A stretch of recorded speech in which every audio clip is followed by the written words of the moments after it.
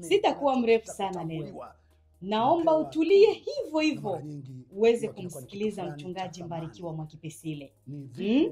Maana tukisema sisi watu wanatujia juju.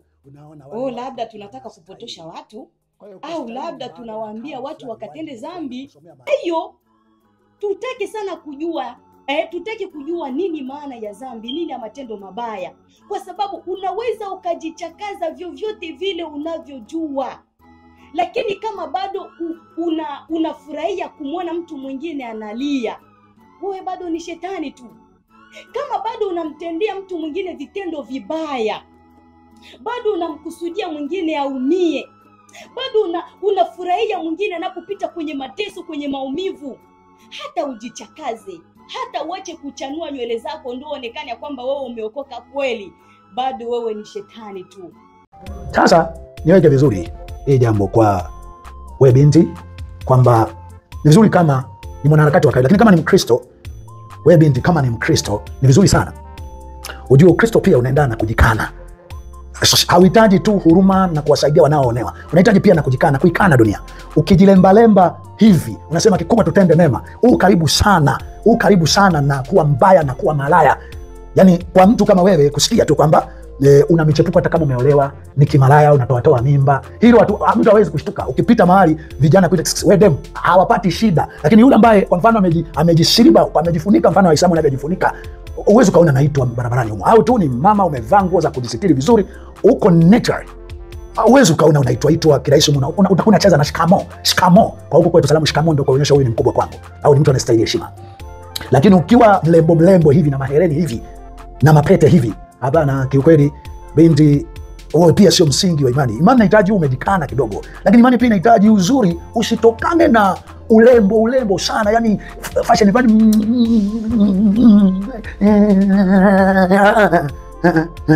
Ngoja kusomea moja ya vitu hapo kama kina Esther hapa. Kama updates za mbinguni, miongoni mwa yaliyomo moyoni mwa Mungu leo.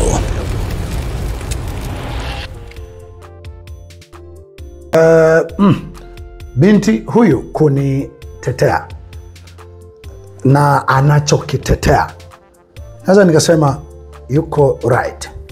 Ila pia ukiwa hivi na mahereni hivi na mikufu hivi, ni ishara ya kwamba unaipenda dunia, na kuipenda dunia ndani yake unakuwa hauko mbali sana na kuwa malaya, kuwa mzinzi. Yani unapokuwa kwenye muonekano wa aina hii,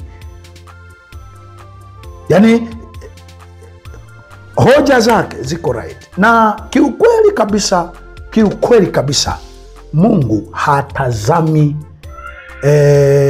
kanisani tunapinga nini, tunapinga pete kiasi gani, tunapinga vitambaa tuvaeje. Kanisani haiwi. Mungu kabisa, dhambi aliwahesabia watu dhambi, si kanisani wamekaaje, wamejifunikaje, wamepigaje magoti, wanakagua nini. Hapana. Kwa sehemu kubwa Mungu aliwahesabia watu dhambi au haki walipotoka kanisani, walienda kufanya nini kwenye jamii. Lakini wakati mwingine kuikana dunia na fahari zake na vizuri vyake ni msingi wa kwenda kufanya vizuri kwenye jamii.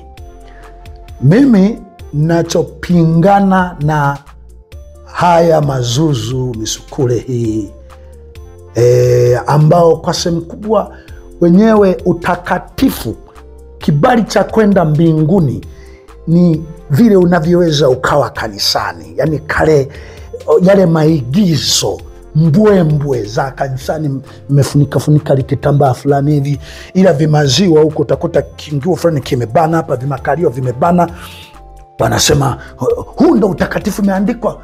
Wasijue kwa mfano kama Paulo amesema mfunike kichwa, muvae mavazi ya kujisitiri, kwa akiwa natoa tafsiri ya pengine Agano la Kale kama walifanya hivyo, basi picha ya kufunika kichwa au mwanamke kujisitiri ni ile wanayojifunika Waislamu, wanaacha macho tu hapa, huko anakuwa amefunika nguo, haijachora miundombinu. Lakini hawa wavaa vitambaa, wapinga pete kwa nguvu hawa, na kuhakikishia hata wao uzinzi hauko, sio kitu cha mbali, yani kusikia hiki kimempa mimba yule, hiki kimempa mimba. Lakini kubwa kuliko lawa jamaa ni roho chafu, ukatili, roho mbaya wakiwa mitaani. Hilo ndo kubwa wakiwa kwenye jamii, kwa sababu wenyewe mtu akipatwa na tatizo na asari kanisa la kuvaa kitambaa kupinga haya mapete, amepigwa na Mungu. Wao wakipatwa hayo wanaficha, au sivyo wanasema sisi ni jaribu, tunaenda mbinguni. Nataka ufahamu, Mungu hakuwahesabia watu haki kwa kuvaa ama kutembea kwa unyenyekevu na kwa upole kanisani. No, ukitoka kanisani baada ya unyenyekevu wote sawa, unyenyekevu ni msingi wa kuonyesha ukitoka nje wewe ni kondoo, hautamuumiza mtu. Kila utakayemwona anateswa, anaonewa, uko tayari kufa kwa ajili yake, utapiga kelele asiteswe, utaonyesha namna yoyote, ikiwezekana ununue kesi yake, uteswe wewe, ufe wewe kwa ajili yake, kitu ambacho huwezi ukakiona kwa wapinga pete, wapinga vitambaa. Mimi kanisani, bila shaka unaona sehemu ya picha hizo hapa kanisani, Jumapili ya leo tarehe 6 kama sijakosea, Jumapili ya tarehe 6 leo, unaziona hizi picha. Ni kanisani, uoni watu wanaweza kawa wamejilemba kwa namna yoyote, uwezi kama umeona wamejilemba. Lakini mimi huu si mkazo wa kwamba ndio Mungu anachokihitaji. Mungu anachokihitaji, hata ukisikiza ibada ya leo utaona napiga kelele kubwa sana, napiga kelele sana. Kisikiza ibada ya Jumapili, napiga kelele sana juu ya watu wafanye nini kwenye jamii. Rahabu alihesabiwa kuwa mwenye haki. Rahabu alihesabiwa kuwa mwenye haki kwa kuwaokoa watu ambao walikuwa wameenda kupeleleza nchi, hawana hatia, wanaipeleleza nchi, lakini kuna watu wanataka kuwaua kwa sababu wanasema sisi nchi tulisema hawapiti hapa. Lakini sio kwamba wale wameomba tupite tu, sisi kuna mahali tunaenda, wasema hapana, hatutaki mtaharibu nchi yetu. Kwa sababu ni kweli watu 600,000 kupita sehemu fulani na ng'ombe zao na vitu vyao, bila shaka kunakuwa na hasara fulani. Lakini leo yangu leo, kesho yako. Wale watu wa mji ule walitakiwa tu kuwahurumia watu wapite, la sivyo walikuwa wanapita kimabavu. Basi Rahabu aliwahurumia watu, ameingia kwenye orodha ya magwiji wa imani na wenye haki kwa sababu ya tendo hilo. Katika kisa cha Luka 25, Luka 10:25, kuna kisa pale cha watu walisema, Yesu alisema mpende jirani yako kama nafsi yako. Watu wakasema jirani ndo yupi ambaye natakiwa nimpende kama nafsi yako? Yesu akaweka mfano akasema, kuna mfanyabiashara mmoja, mtu mmoja alikuwa anasafiri kwenda Yeriko. Njiani akakutana na majambazi wakampiga, akawa katika hali ya kufa. Lakini alipita kuhani, alipomwangalia biashara akasema, huyu anasali kwenye makanisa ambayo hawapingi pete, anasali kwenye makanisa ambayo hawafungi kitambaa, au mimi naenda kumwombea katika ulimwengu wa roho. Kwa sababu hawa kusali kwenye makanisa ya pete hawa wenyewe, mtu anapokuwa kwenye tatizo, kwa mfano Kongo pale iko kwenye tatizo, inahitaji watu wawepo pale, wapiganie pale, waseme haya hapana, hata wakiwa nje huko waseme origin, naweka kipande fulani kama mtu mwingine huko mbele, Mkongo mwenzao, ilitakiwa waseme. Lakini wako kule wanaomba, bila shaka na hawa makuhani hawa na wenyewe wanasema tunaenda kuwaombea, au hawavai kitambaa kama sisi, au hawapingi pete kama tunavyopinga sisi. 2, akaja Mlawi na yeye akapita vivyo hivyo. Lakini akaja Msamaria, mtu ambaye wanamuita mpagani, mvaa pete, asiyevaa kilemba. Yeye alimsaidia yule mtu, akamuuguza, akawa tayari majambazi kama wako jirani, hata kama wananipiga wanipige na mimi, lakini huyu asimwachi hapa, akamuuguza, akasema hata ikionekana kuna pengo nipatiwe, nitakuja kuilipa. Yesu akawauliza wale, jirani wa kweli hapa ni yupi? Wakasema huyu ambaye hajaangalia kilemba au kupinga pete, huyu aliyemsaidia mtu hivi physically. Sema na ninyi kafanyeni vivyo hivyo. Sio mkawaombee watu kwenye ulimwengu wa roho, kashughulikeni na tatizo la mtu mpaka mwisho physically. Hicho kitu wapinga pete, wavaa vitambaa, sio moja ya utakatifu wao. Utakatifu ni kilemba. Utakatifu ni kilemba na kusaidiana pengine wao wenyewe tu vitu twa kinafiki twa michango tunayo ya kuvutana, kwa sababu imani ina msingi wa ubinadamu, si msingi unaofundishwa kwa wafunga vilemba na wapinga pete. Sasa niweke vizuri hii jambo kwa we binti, kwamba ni vizuri kama ni mwanaharakati wa kawaida, lakini kama ni Mkristo, we binti, kama ni Mkristo, ni vizuri sana ujue Ukristo pia unaendana na kujikana. Hauhitaji tu huruma na kuwasaidia wanaoonewa, unahitaji pia na kujikana, kuikana dunia. Ukijilembalemba hivi, unasema kikubwa tutende mema, karibu sana na kuwa mbaya na kuwa malaya. Yani kwa mtu kama wewe kusikia tu kwamba una michepuko hata kama umeolewa, ni kimalaya, unatoa mimba, hilo mtu hawezi kushtuka. Ukipita mahali vijana kuita we demu, hawapati shida. Lakini yule ambaye kwa mfano amejisiriba, amejifunika, mfano wa Waislamu wanavyojifunika, uwezi ukaona naitwa barabarani humo. Au tu ni mama, umevaa nguo za kujisitiri vizuri, uko natural, uwezi ukaona unaitwa kirahisi humo. Utakuna cheza na shikamo. Kwa huko kwetu salamu shikamo ndio kuonyesha huyu ni mkubwa kwangu, au ni mtu anastahili heshima. Lakini ukiwa mlembo hivi na mahereni hivi na mapete hivi, hapana, kiukweli binti, pia sio msingi wa imani. Imani inahitaji umejikana kidogo, lakini imani pia inahitaji uzuri. Usitokane na ulembo sana, yani fashion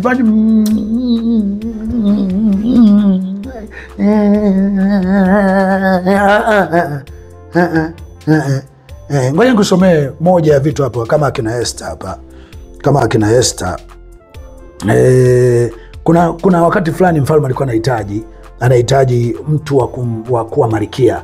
Sasa akasema, hebu njoni mabikira. Sasa wengine hapa walienda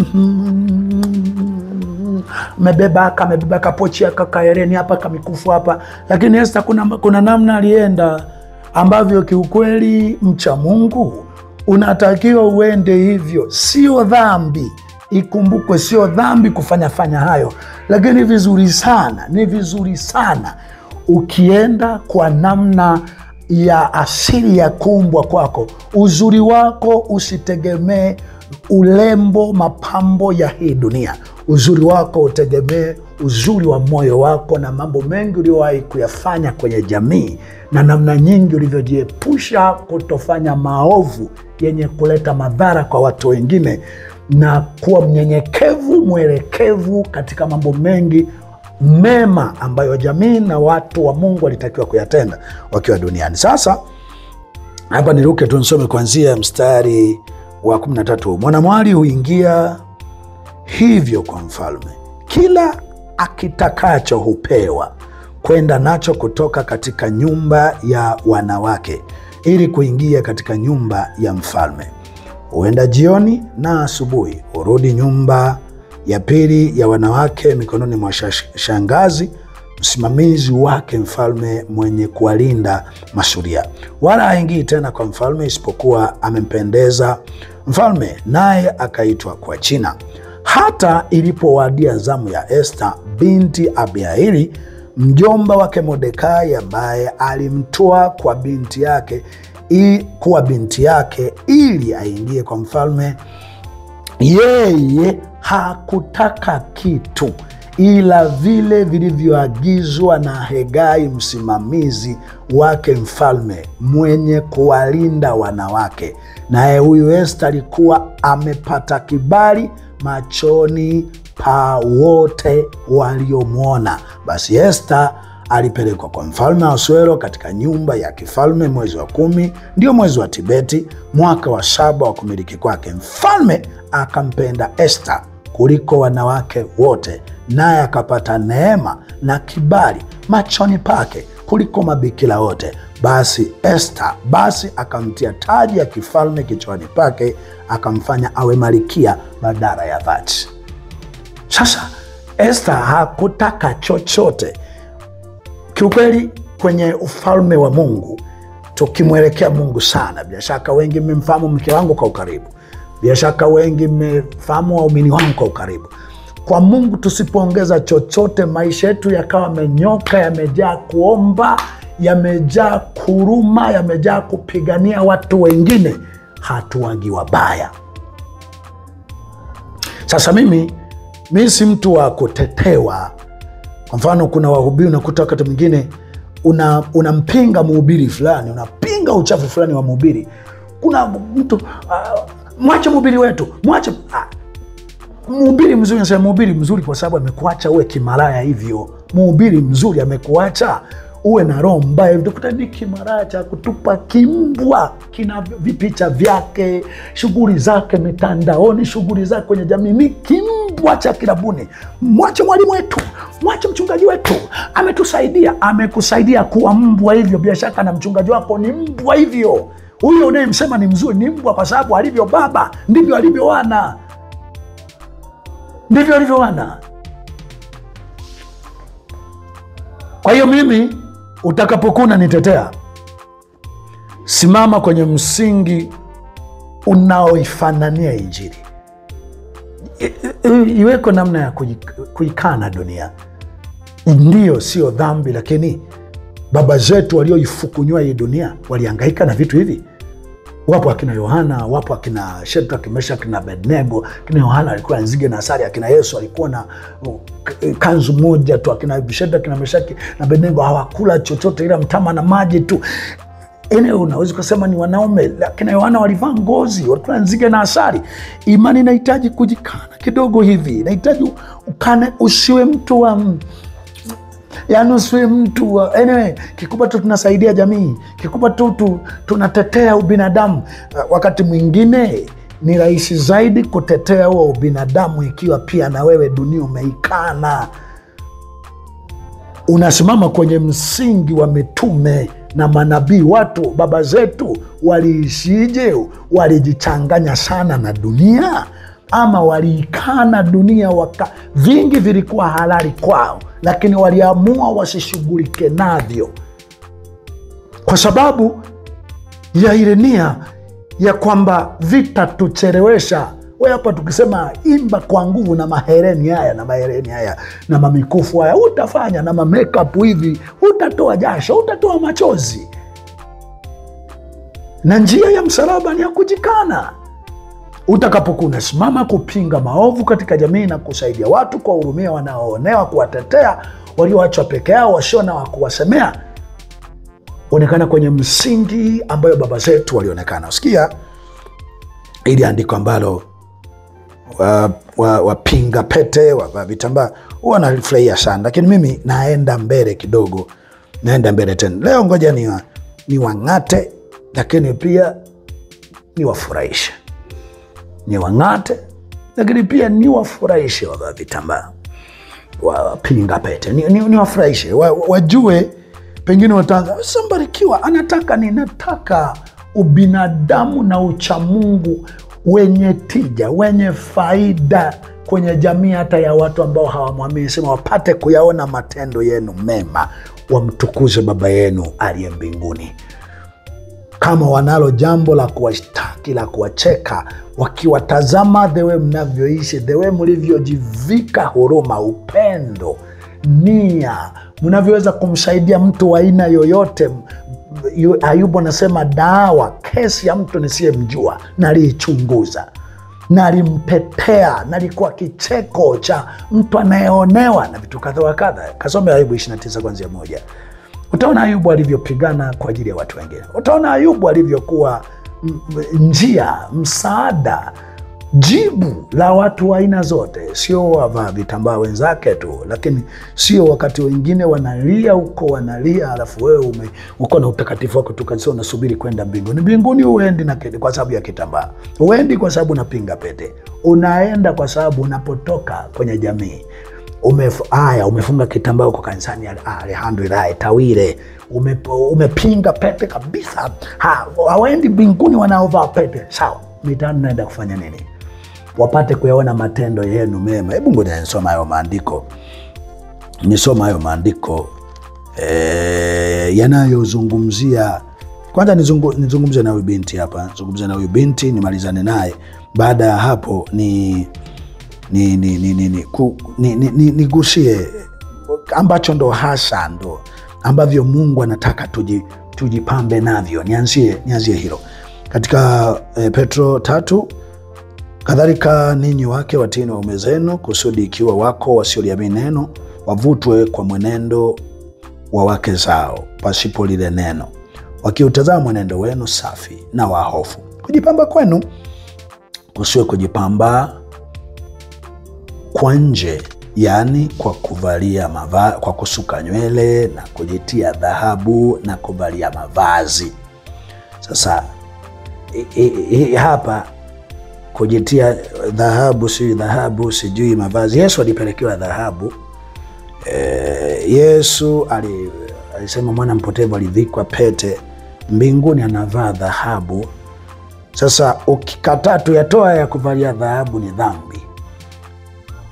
Kusuka nywele tutoe ni dhambi. Haya tumekubali ni dhambi. Ila na kuvalia mavazi nalo tutoe.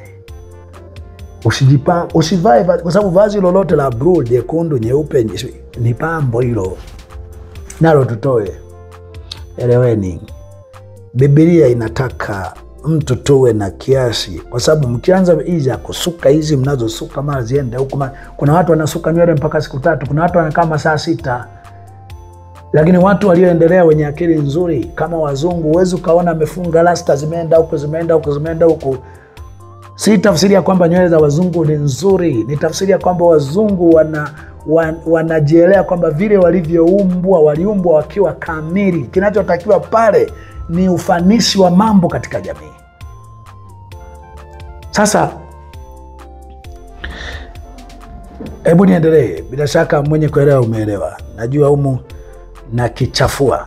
Yaani humu karibu kila mtu aliyekuwa ananipenda humu anachafukwa. Naanza kuona sasa sisi wa kujiremba tukutaki, sisi wa mapambo hatukutaki. Mbarikiwa utakuja ubaki peke yako wewe. Mimi hawezi mtu kuja kwangu asipovutwa na baba yangu. Watakao kuwa wamefundishwa na baba watakuja kwangu. Mimi ubiri wangu haujajikita kwenye kutafuta watu wa kunipigia kelele.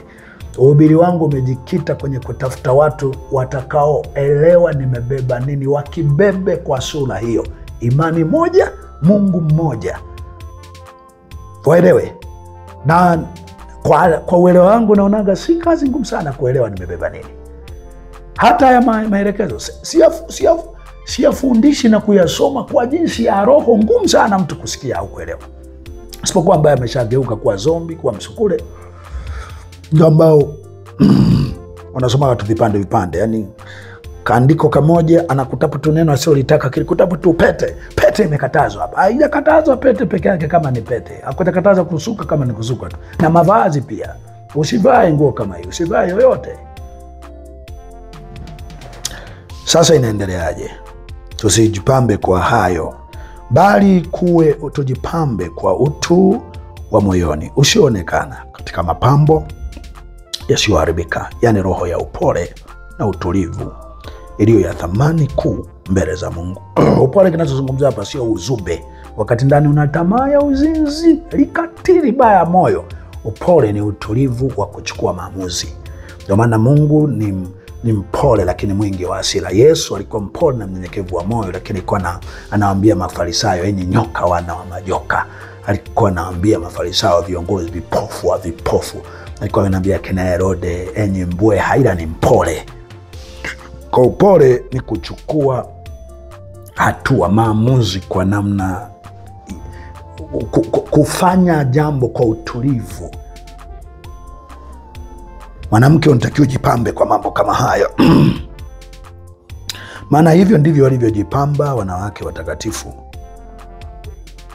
wa zamani waliomtumainia Mungu na kuwatii waume zao, kama vile Sara alivyomtii Ibrahim akamwita Bwana.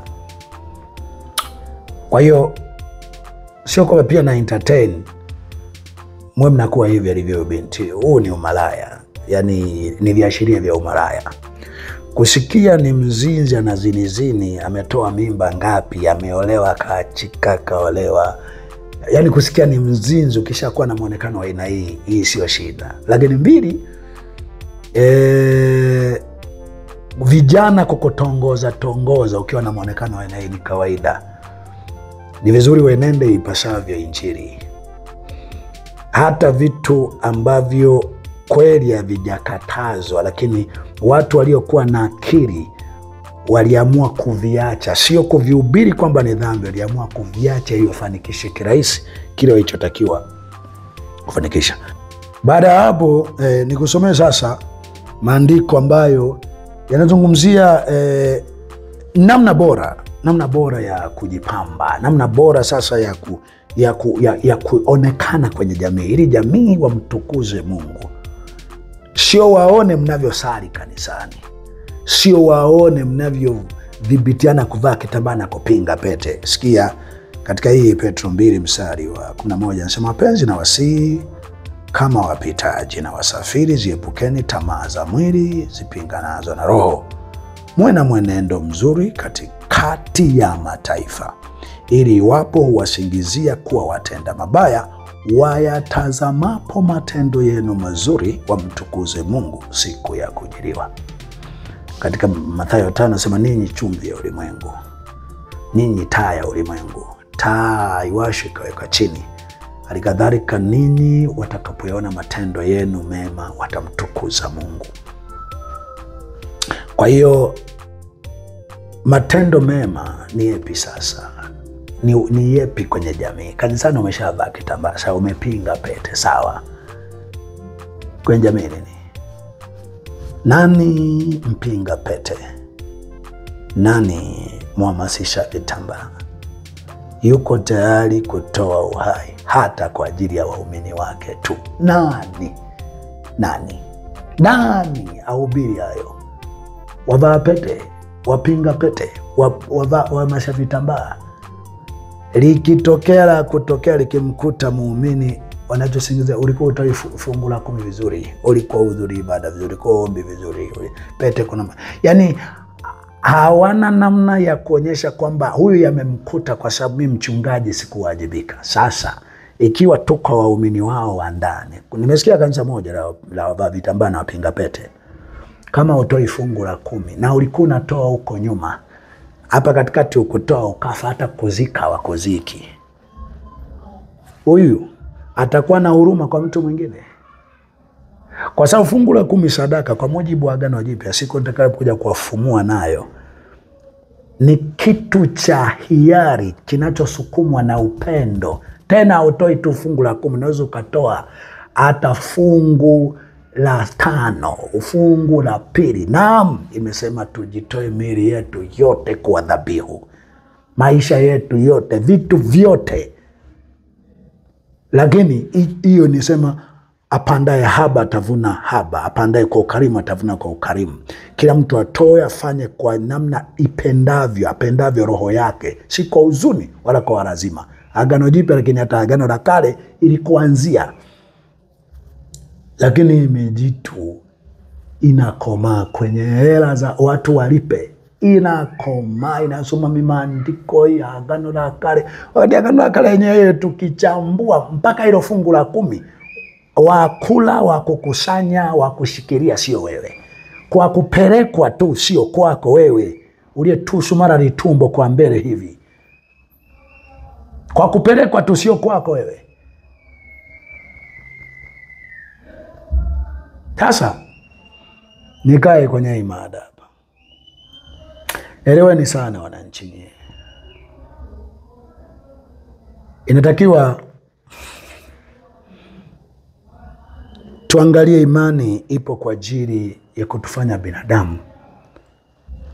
Ashiweko mtu anaumia, wewe unaendelea kuomba kanisani, no. Omba upate akili, nguvu, tafuta jinsi ukamnasue physically. Kwa hiyo pointi za wewe binti zina ukweli ndani, lakini ndani ya roho yake ambayo inaonekana kwenye urembo wake inaonyesha pia anaweza akawa ni mshirika wa karibu wa mambo mengi ya dunia. So binti, najua unanifuatilia sana. Mimi ni baba wa wote, na njia ya kuwa baba yako ndio hii. Mimi sipendi unitetee wakati uko kwenye msingi unaoonyesha dhahiri una mambo mengi ambayo hayako sawa.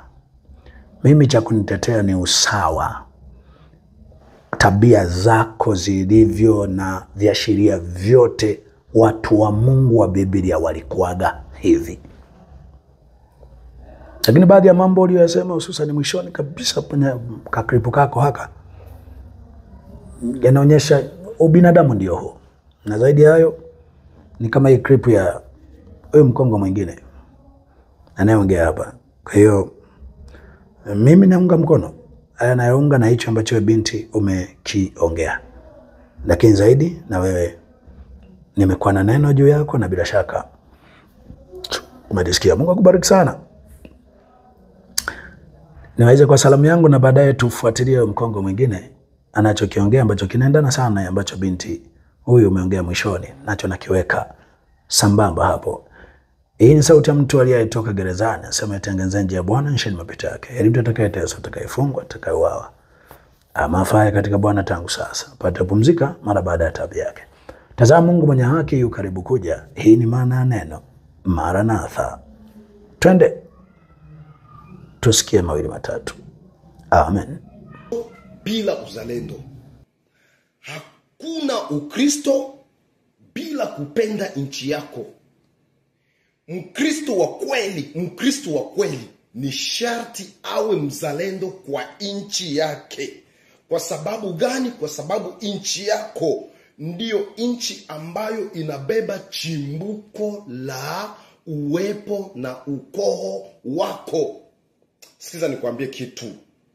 Unajua watu umepandikizwa unafiki mpaka watu wanafikia kufikiria labda mtu akikufa kwa ajili ya nchi, huyo anakuwa ni wa shetani 100%. Lakini mtu akikufa sababu alikuwa ananyenyekea, huyo anaonekana labda alikuwa wa Mungu 100%. Niko nataka nikuoneshe kwamba unyenyekevu mwingi wa watu wengi ni habari ya woga. Na kwenye hii dunia tunayoishi, ni heri ufe umesimama badala ya kuishi umepiga magoti.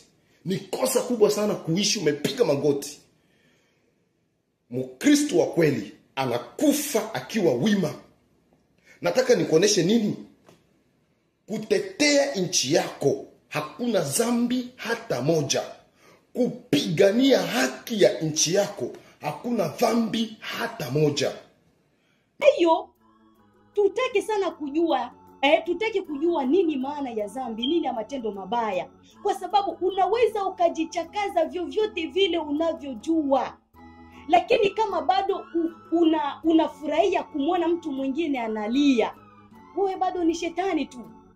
Kama bado unamtendea mtu mwingine vitendo vibaya, bado unamkusudia mwingine aumie, bado unafurahia mwingine anapopita kwenye mateso, kwenye maumivu, hata ujichakaze, hata uache kuchanua nywele zako ndio onekane kwamba wewe umeokoka kweli, bado wewe ni shetani tu.